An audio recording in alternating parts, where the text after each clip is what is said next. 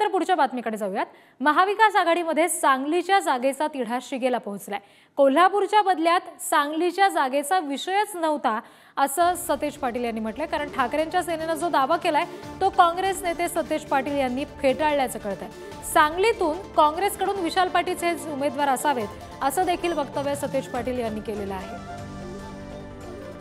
सांगलीच्या जागेचा जो तिढा आहे तो आता शिगेला पोहोचलाय। सतेज पाटील यांनी ठाकरे गटाने केलेला दावा फेटाळून लावलेला आहे। महाविकास आघाडीमध्ये सांगलीच्या जागेचा हा तिढा कायम आहे। कोल्हापूरच्या बदल्यात सांगलीच्या जागेचा विषयच नव्हता असं वक्तव्य सतेज पाटील यांनी केलंय आणि ठाकरेंच्या शिवसेनेचा दावा फेटाळला। सांगली पारंपरिकरित्या काँग्रेसला मिळावी अशी आमची सगळ्यांचीच इच्छा होती आणि हा विषय कोल्हापूरची जागा सांगलीची जागा असा नव्हता।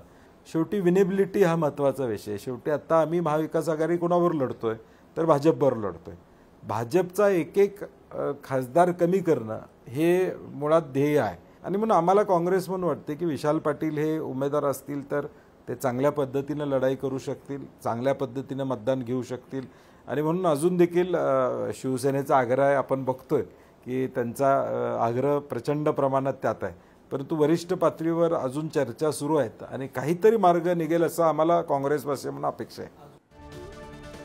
तर या सगळ्या संदर्भात आणखी तपशील घेणार आहोत। प्रतिनिधी शेखर पाटील सध्या आपल्याशी जोडले गेलेले आहेत। शेखर, काय वाटतं या सगळ्या संदर्भात? आता सध्या वातावरण नेमकं मतदारसंघात काय? विशाल पाटलांना उमेदवारी मिळणार का?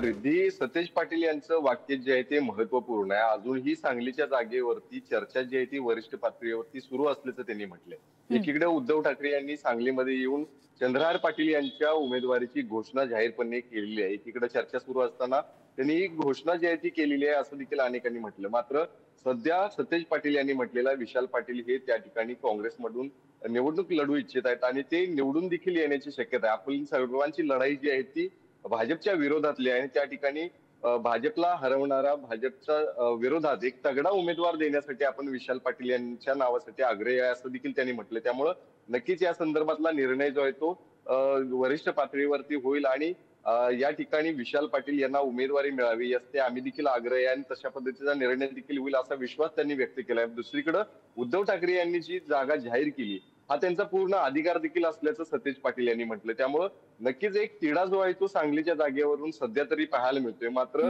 या सगळ्याच तिढ्यावरती कशा पद्धतीने सगळे वरिष्ठ नेते तोडगा काढणार हे देखील पाहणं गरजेचं असणार आहे। जी शेखर, धन्यवाद दिलेल्या माहितीसाठी।